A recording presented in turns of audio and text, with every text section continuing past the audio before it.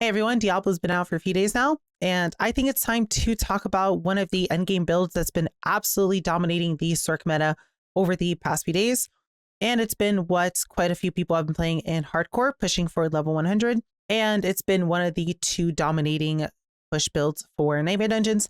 And honestly, in my opinion, probably the best all-around build for most content, just because it feels so good to play. So what are we talking about? We are talking about Firewall. Now, I did put out a leveling video on how to play Firewall to get to level 50. But this guide is going to assume you are level 50 and it's going to assume you are a decent amount into endgame and have quite a few resources available to you. Now, why is Firewall so good? Well, it's a very low maintenance build. This is something that doesn't really require much APM to play. It's something that relies heavily on defenses as the majority of its kit, making it extremely tanky and extremely resistant to basically most things. It really will not fall over unless you are attempting to push content that is way above what you should be actually doing. And even then, because of the way this kit is put together, has absolutely zero issues actually dealing with that content and is just a absolute machine. It basically does not give up no matter what you do with it. Nice thing as well about this is because you're playing a dot build and because all of your damage comes from putting down degens on the ground, you don't really have to stand still and DPS a lot of the time. Firewall has a very fast animation time, which means most of the time you're just running around and you're dodging, which gives you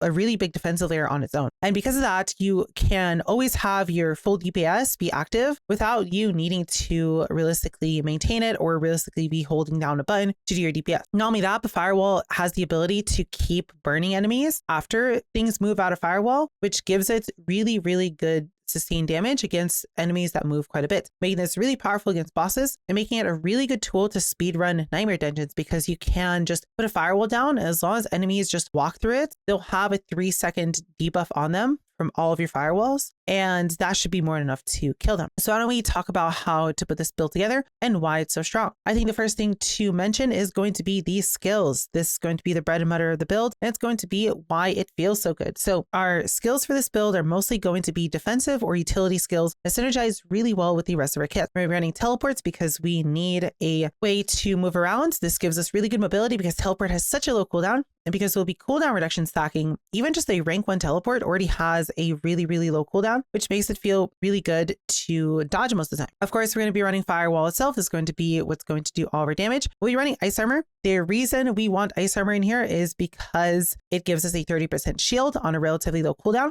and it takes 5% of all the damage we do and gives it to us as a active barrier. Now, this really doesn't matter how low the percent is because we're going to be doing millions of damage, and 5% of a million is going to be more health than your health bar is. So this effectively means as long as you press Ice Armor, it is immediately a shield for your full health bar, as long as you are currently doing damage. Then we're going to also be running Ice Nova. This is basically required in every single Sorc build in the game. Not only does this give you a great defensive layer between freezing everything while we're stacking increased crowd control duration, but it also gives us our only realistic way of applying vulnerable in a Sorc build. And this is going to be quite a large majority of our total damage. We're also running Flame Shield. This just gives us 2 seconds of immunity, and it is another ability for us to spam, as spammed abilities is going to be very important. And this is our oh shit button in case something goes wrong. We can go between Ice Armor and Flame Shield to effectively double our health pool, and in the sake of Flame Shield, just immediately make us immune for 2 seconds, and we can get quite a lot of survivability out of very well-timed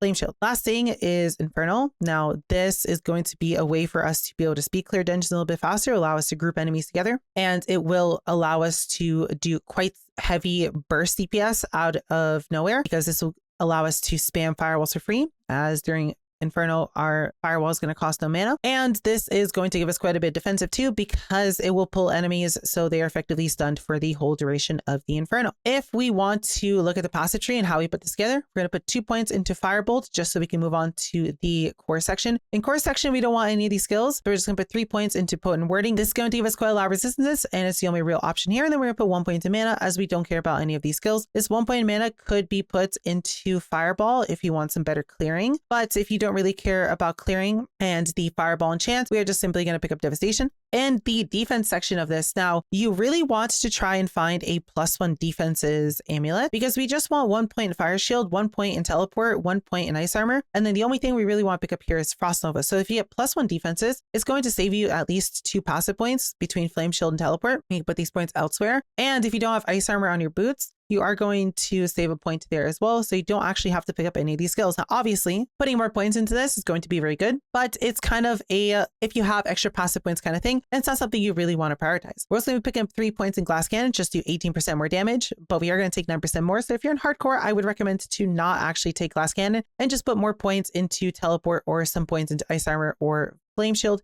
and pick up the passives behind the skills. We're going to put as many points in Ice Nova as we can. Every single point is going to reduce the cooldown of it. So we want to have as high level as of a Frost Nova as possible. We eventually, enough CDR, are going to be able to have 100% uptime on the vulnerable on bosses, and that is going to be crucial for us to do our full damage against them. In the Conjuration section, we are only going to pick up the Lucky Hits nodes as we don't want to actually press any Conjuration points, and then we are going to pick up Align the Elements and Protection. This is going to be the core of our defensive layers, along with all of our defensive abilities that we will be spamming. Now, if you are hardcore and you don't want to put points in Glass Cannon, I'd recommend to just put 2 more points into Mana Shield as well. But we are only going to put our final point in here. What we're picking up is Align the Elements. This gives us DR against elites. That stacks pretty quickly. We want to max this out as it doesn't really feel good at 1 point or 2 points. And Protection. This is going to be what's going to actually break this build. And it's going to be where a lot of our tankiness come from. When we use a cooldown, 30% of our life is gained as a barrier for 2 seconds. And because we'll be picking up Icy Veil, that's turned into 2.3 seconds. That means when I press Teleport, I gain a barrier for 900 life. When I press Ice Nova, I gain a barrier for 900 life. When I press Flame Shield, I gain a barrier. You get what I'm trying to say. Every single ability we press is going to give us a barrier. And because they're going to be spammy, we can keep up this barrier pretty much permanently between some very, very clever use of abilities and between rotating between them in a smart order. This is going to allow us to always have a barrier, which gives us a really, really good defense layer because we can basically guarantee to always have a barrier active. This means we can abuse other sources of damage that are conditional to us having a barrier up, giving us a very, very large increase in damage. We want to put 3 points in this because it just gives us so many defenses. We don't want to skip out on it. And then we're putting 1 point in Mana Shield just because we have an extra passive point left over. This is going to effectively always give us 5% DR. But if you put 2 more points in here, that'd be 15% permanent DR, which would be very strong. Now, the place where we actually want to put points, the mastery section. So here we're going to be obviously putting 5 points in the flame wall, and we're going to be trying to pick up as many items that give us plus levels to flame wall. As you can see, I have a level 10 flame wall. This is going to be where all of our damage comes from. So the higher we can scale flame wall, the more damage we do. We're going to be picking up the 2 points behind it. This makes us do 25% more damage if we're standing in the firewall. And we're going to be picking up the points that makes it so our burns last 3 seconds after an enemy leaves it. This is a must have. This build feels like garbage to play without this. Don't try playing without this. It's unplayable. It is straight up unplayable. This node is basically required. Don't try to run the mana regen node. It is just not going to feel well. We are then also going to put 1 point into Meteor. And we're also going to be trying to find gear that gives us plus levels to Meteor because this is going to add us quite a bit of damage onto our build. And it's going to give us quite a powerful addition to do a little bit more single target damage. The reason we need at least 1 point into this is because we are going to be picking up as an enchantment. So we need at least 1 point on our own. The item contribution points are not enough. You have to actually allocate a point. And then we're picking up the 2 passives behind it. This is going to give us a chance for more meteors. It's kind of useless, but the reason we need it is the chance that when our meteor does proc, it immobilizes enemies. Why do we care about immobilization? Well, because of Devouring Blaze. This gives us 30% increased critical damage against burning enemies, or if they're immobilized, it's 75%. That does not mean 75 crit multi. That means it multiplies your crit multiplier by 75%. So if I had 200 crit multi, then at all times, that would be multiplied by 30%. So Devouring Blaze would be 60 crit multi, or if something is immobilized, it'd be multiplied by 75%. So that 200 crit multi against an immobilized enemy becomes 350 crit multi, which is quite a lot of crit multi. And as we will talk about Paragon boards later, crit multi is how we are going to scale this build, and it's going to be the majority of our damage. Before that, we have Inner Flame, so we want to put 3 points into this. It's just going to give us increased damage while we're healthy. And in this build, because we have so many barriers, we're going to always be healthy, and we are always going to have a way to regen so we can keep ourselves at high health. Lastly, moving on to the ultimate section, a point Fiery Surge. The mana regen is nice, but we don't want to waste passive points in it. We just want to get to Endless Pyre. This gives us increased stacking burning damage against enemies. This is really good for bosses. And of course, Warmth. Warmth is going to heal us when we're around enemies, and it's going to be doubled against bosses. 2% life regen is really good, and it's going to allow us to basically always stay healthy for Inner Flames to proc. Lastly, we are picking up Combustion. Our burns do 2% more damage per unique burn on the enemy. Well, Flame Shield is going to be a burn. That means if we press Flame Shield, we do 2% more damage. Infernal is going to be a burn. So whenever Infernal is active, we gain a 2% more damage from it. And of course, every single firewall will stack together. So for example, right here, there's 3 firewalls.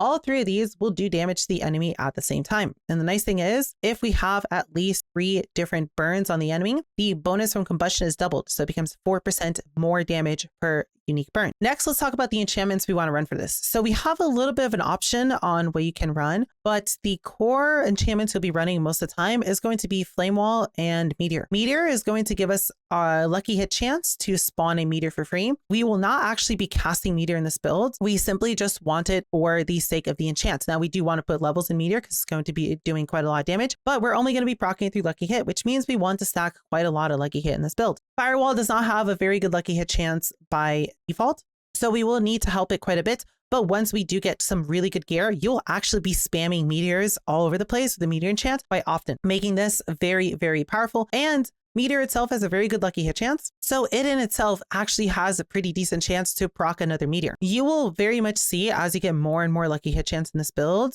that these meteors will scale really fast and they'll actually start to become a very large portion of your single target damage. The other enchant is going to be the Firewall enchant. This gives us a 5% chance whenever an enemy takes burning damage that 2 firewalls are going to spawn for 3 seconds. Now, these firewalls are going to benefit from literally everything firewall related in your build. They're effectively just going to be half duration firewalls. And the nice thing is, these also have a chance to proc the enchantment. So realistically, what could happen is you could press 2 firewalls. Suddenly, these 2 can both proc the enchantment, and then the enchantment can proc more. And out of nowhere, you could just immediately have 10 firewalls immediately doing damage when you've only pressed 2, which gives you quite a interesting runaway effect where this enchant can proc itself multiple times to just make a infinite loop of firewalls. Now, this will never go crazy. This will never spawn an infinity amount of firewalls, but you can just randomly go from having 3 to 5 firewalls all the way up to 15 firewalls at once, giving you quite a very big burst damage. And of course, all those firewalls will have a lucky hit chance, so they'll proc more meteors, and the meteors will proc more firewalls. And it's basically a self-feeding loop of just it's proccing itself off of you just pressing a few buttons. And then obviously you also have all of your lucky hit chance and all of your abilities, which will proc even more. It's just an endless chain of proccing firewalls and proccing meteors, which are just self-proccing, which is really fun. Now, in super easy content, and what I mentioned about the passive tree earlier, if you want a little bit better clear, you can instead drop this point of devastation, pick a fireball, and then with 1 point fireball, you can pick up the fireball enchant. And I would replace the firewall enchant with it because this will give you substantially better clear. And in easy content, you only need to press 1 firewall. You don't really need this to proc. And then that should be enough to kill a mob. And then the fireball enchant, which makes those enemies explode, should clear the rest of the pack. It should feel really good in lower tier content, but in higher tier content, you're definitely going to want to run the firewall enchant. Let's look at the gear for this build. So again, we are trying to stack as much lucky hit as we can. So that's where we're going to be running a weapon and a offhand versus a 2-handed staff. Not only that, but there's quite a lot of legendaries that we want to fit into this build. And we're going to need the 2 slots to be able to fit 2 different legendary powers versus just having a 2-handed staff that gives us double effect on one of them. The reason we want wands is because the base at the top of the wand is lucky hit chance. So we can get quite a lot of lucky hit chance from this. And on offhands, we can either get a cooldown reduction offhand or we can get a lucky hit chance offhand. These are going to be a very, very large source of where your lucky hit chance is going to come from. And all of the staff bases are kind of garbage. Now, for the stats that we want to find on these, you want to look for damage against burning enemies, damage against close, intelligence, vulnerable damage, damage, just raw damage, damage against injured, and so on and so forth. Just generic stats that most likely will work with Firewall. You don't want things like damage against chilled, damage against frozen, damage against slowed, because those don't work against bosses. Bosses cannot be CC'd unless they are staggered, which makes those stats very, very useless. Then we're going to also want to get a socket on here, which will give us a purple gem, which gives us damage over time. It's a very strong addition to our build. And then on the offhand, the same thing kind of goes here. This, in my opinion, is a very, very strong offhand. It has lucky hit chance, but we have a barrier, mana cost reduction, cooldown reduction, and damage reduction from enemies that are burning. Damage reduction from enemies that are burning is a ridiculously strong stat in terms of making us tanky. And since basically everything around us will always be burning, it's always active, making a consistent damage reduction. Other stats you'd want to find on an offhand might be CDR, mana cost, lucky hit chance, we have a barrier, intelligence, burning damage, damage over time, things like that. Just things that are always going to be consistent and not conditionals. For the rest of my gear, for boots are a very, very important part of this build because we can get Frost Nova and Ice Armor on here. Ideally, eventually, we want to get a +1 defensive skills amulet or +2 defensive skills amulet, which is going to allow us to not need to put the passive points in these skills up here. But we can at least look for a pair of boots that is Frost Nova Ice Armor. This allows us to not have to waste a point in Ice Armor.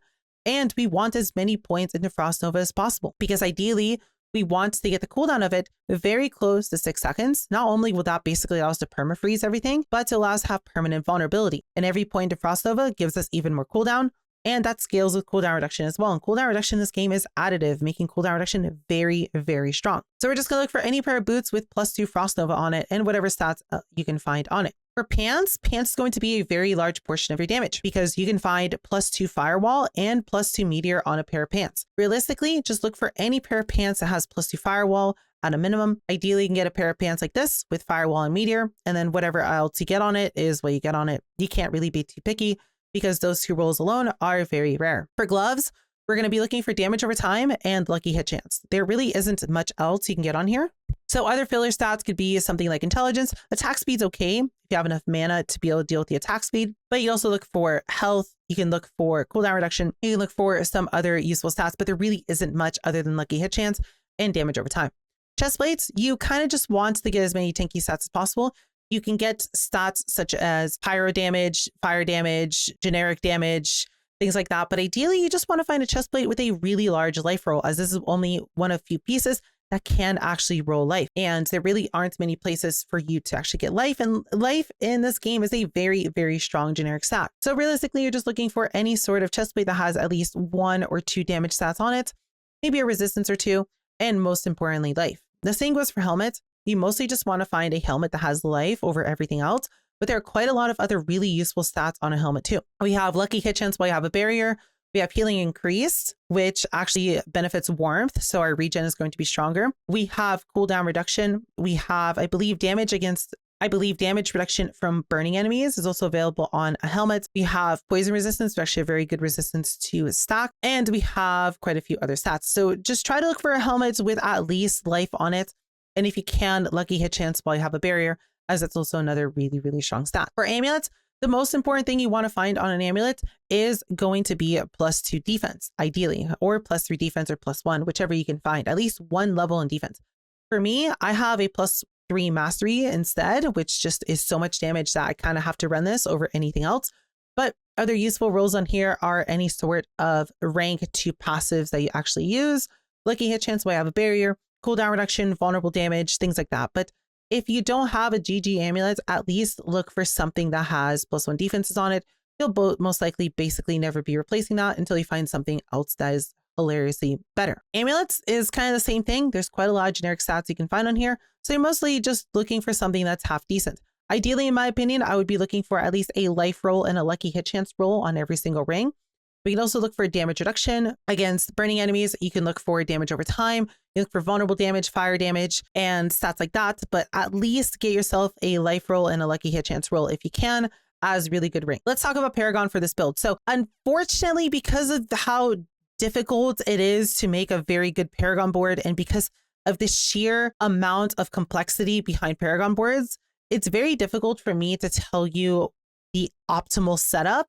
This is very much a system that requires a lot of iteration, and it's a system that requires quite a lot of attempts of putting together a board, playing with it, seeing how it does, changing it a little bit, and doing that maybe 10 times before we have something super, super optimal. But I believe the Paragon setup I have here is very, very solid, and I feel like realistically there isn't much you're going to realistically change here. Compared to this, you might add or remove a board here or there, or maybe change a glyph socket here or there.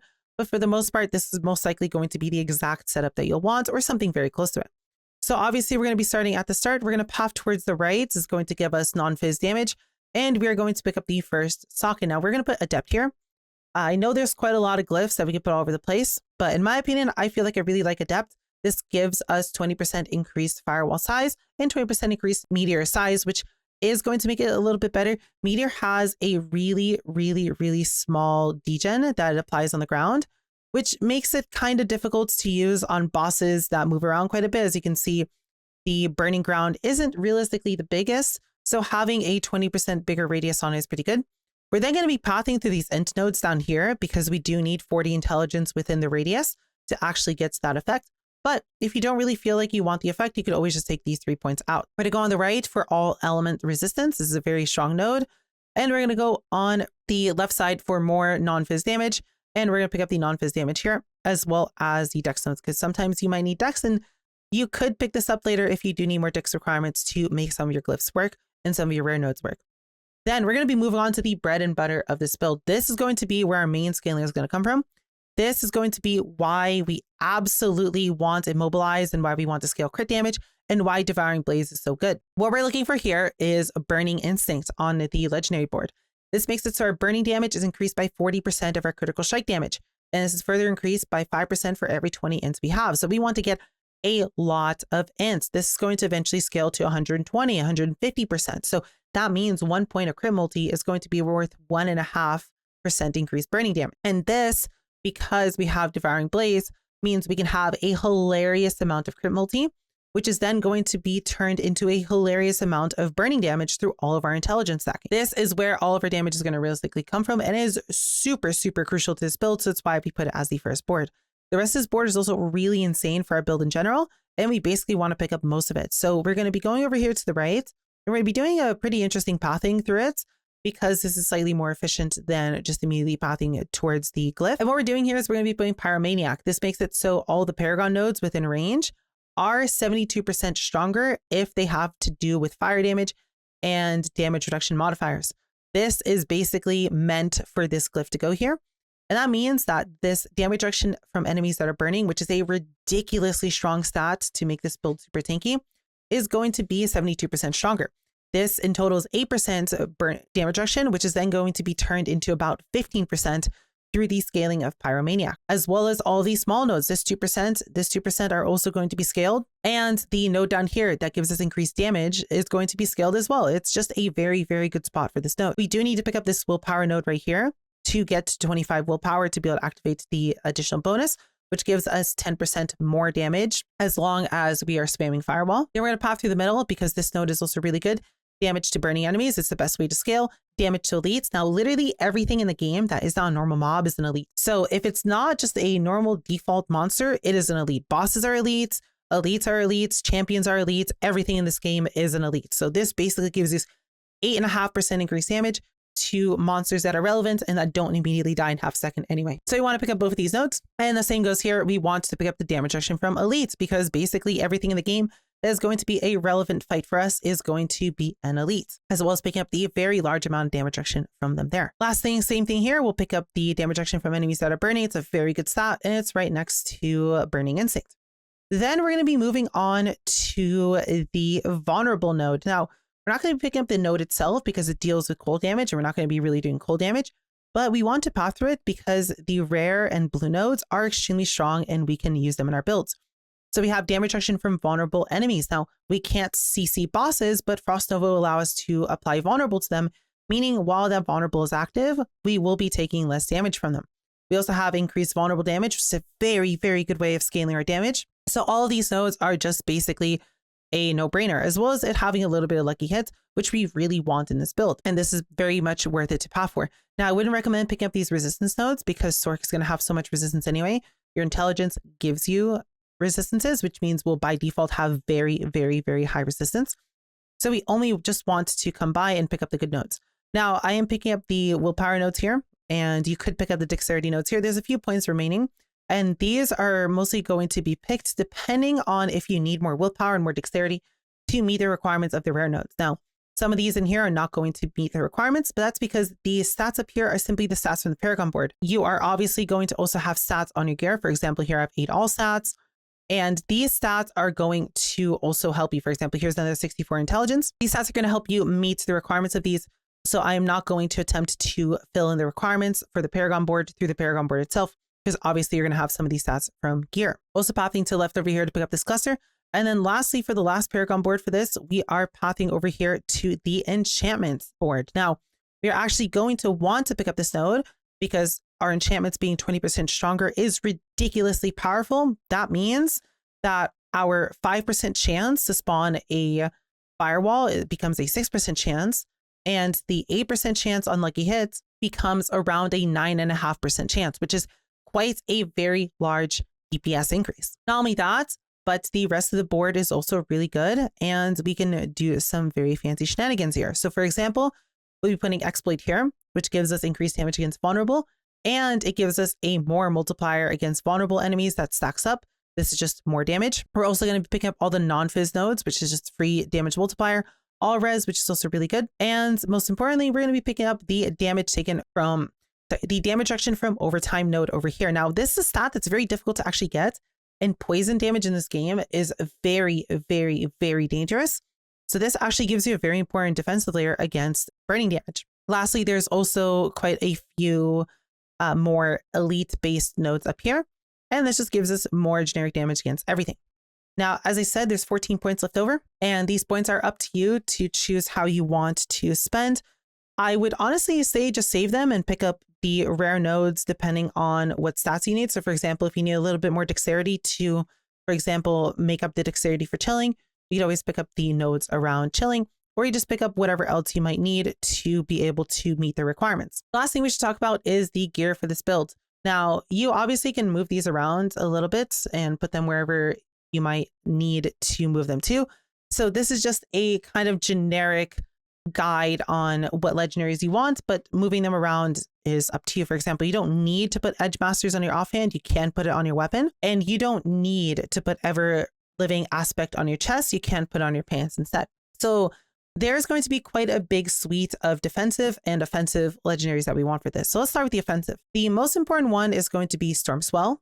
We deal increased damage to vulnerable enemies while you have a barrier. Well, we always have a barrier active. There's just 20% more damage while vulnerable is active, as well as coincided aspect. We definitely want to put this on an amulet because the amulet is going to make it 50% stronger.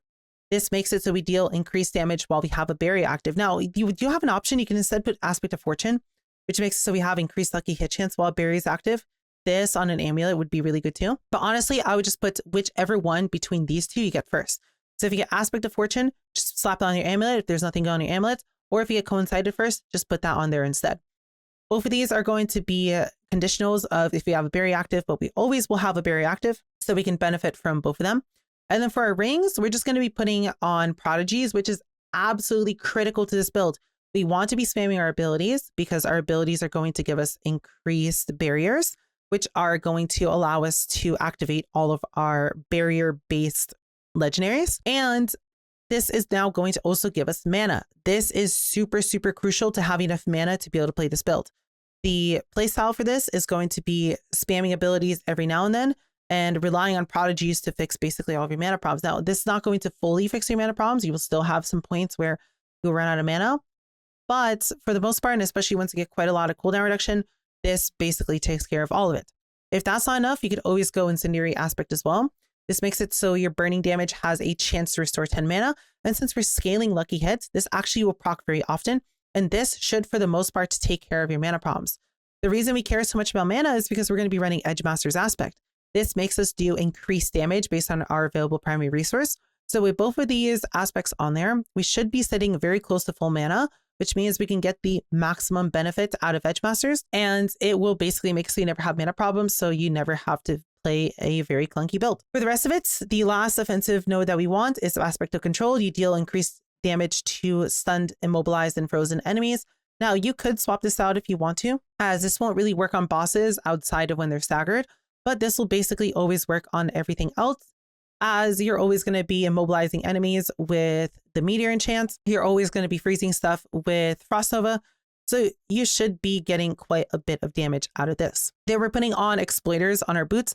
This just gives us crowd control duration, which means the freeze from Frost Nova lasts longer. So it gives us a little bit of extra defenses. And when enemies are unstoppable, which mostly applies to bosses, we deal more damage to them, which is a very, very strong DPS increase against bosses. This is kind of rare. It's kind of hard to find Exploiters, but slap this on immediately on your boots and you're gaming. This will just give you a very, very large damage increase to bosses. The last two defensive nodes that we're going to be running is going to be less damage taken from crowd controlled or vulnerable enemies. This is going to feel really good while clearing because everything's going to basically always be crowd controlled. And this is going to work on bosses because you'll be able to have a very high vulnerable uptime, meaning you take substantially less damage. Then we're also running Aspect of Disobedience. This gives us % increased armor for 4 seconds when we deal damage up to a certain amount. So this will stack up to 100 times. And because you have so many small hits of damage from all of your firewalls, you basically are always sitting at the maximum effect at all times, making this a very large increase in armor. Sorc does not really have any problems with resistances because we stack intelligence, and intelligence gives us a lot of elemental resistances. So resistances are always fairly high, but we don't have much armor. Because of that, this is going to be our primary way of scaling our armor, as well as running skulls on our jewelry for flat armor. This is going to be the main thing that this build is lacking. So between skulls and between Aspect of Disobedience, we should have a pretty nice time with scaling our armor. Lastly, for the other gems, we're going to be running ruby gems in all of our gear because life is the only stat we really need.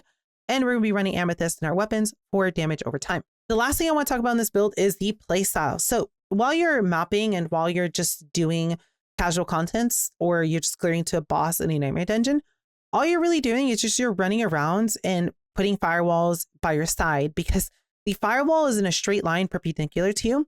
So you kind of want to put them to the side of your character so they are lengthwise with the direction you're running, just so it makes it a little bit easier for the mobs to get caught by it. And they'll have to run through the full flame wall, which means you have a little bit of a longer duration for them to be inside of it. But you just want to run around, clump as many monsters as you can. Most things will just die to the firewall while you're running by.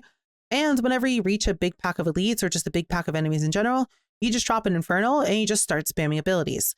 Because the Infernal is going to give you a barrier when you press it, because you're probably going to also want to press Ice Nova, you're just going to have a massive barrier and then you can just sit there and just spam Firewall for the whole duration of Infernal while you are having the no mana cost on your skills from the Infernal node. Outside of that, you just simply want to swap between your abilities as much as possible. You want to keep up Ice Armor whenever you can. Don't be afraid to just keep using your immunity button as a way to get mana and as a way to just do more damage because again, it is a burning effect. So you would deal 4% more damage while it's active, but don't be afraid to just use it whenever. You don't necessarily just need to always hold on to it in case something goes wrong. It has such a low cooldown and you have so many barriers active at all times that you basically don't really need to rely on it outside of bosses when you know some sort of ability is coming that you need to immunity for. Otherwise, it's just a really comfy playstyle because you're just spamming Firewall the whole time. And this scales really well in Nightmare Dungeons because you have the ability to just kite around. And especially on bosses, all you're doing on bosses is you're just basically walking in a circle the whole time around it, which makes you dodge most of the things that bosses actually do. And even if some things do get thrown at you that you don't dodge by just simply walking in a circle, you have so many barriers active from you wanting to rotate between all your skills that you should have a very easy time at being able to live through all of it. In my opinion, between this and Ice Shards, I feel like this is the comfier of the two builds, especially since Ice Shards just needs so much gear to actually work. The problem with it is it heavily relies on Ice Nova for the ability to apply Vulnerable. And without it applying Vulnerable, it doesn't really have very good mana because Avalanche doesn't really proc that often without you having Vulnerable up on an enemy, making the whole build feel a little bit clunky because you are just so mana starved in that build. Sure, Ice Shards does do more damage late game with absolute best in slot gear, but the difference really isn't that major. And in my opinion, I feel like Firewall is just going to be better because there's no timers for Nightmare Dungeons. You can take as long as you want. So in my opinion, it's probably going to be a little bit better to clear a Nightmare Dungeon, maybe 5-10% slower, but also be maybe 20-30% tankier, which will just give you an overall more comfortable experience. Obviously, if you're playing in a group where you, for example, have a rogue who can very easily keep up 100% uptime on Vulnerable, Ice Shards will do really good. But for solo play, in my opinion, and especially because of the gear requirements to put Ice Shards together, you basically need all of the important legendaries for it. You kind of can't play the build without the Avalanche legendary, without Prodigies, without the Ice Shard Pierces one, and without all the damage amps, as well as a very high amount of lucky hit chance. It just takes way too long to play it, and it's just a good build to transition into if you want to play Well, Firewall is just a good build from the moment you can use Firewall all the way up until the hardest content in the game. This is the build I plan to play for quite a long time in Diablo. I am putting together Ice Shard gear to play around with it, and I will be making a guide on Ice Shard as well. But I plan to clear basically all content with it, and I have absolutely no doubts in my mind that Ice Shard can very easily handle it. That's all I really have to say on this guide. If you do have any questions, please feel free to leave them in the comments below, or feel free to come by my Twitch. I stream every single day, and I'll be more than happy to discuss this build or discuss other Sorc builds with you and just answer any questions you have. I hope you guys enjoyed this video. Hope you guys have a wonderful rest of your day, and I will see you cuties in the next video.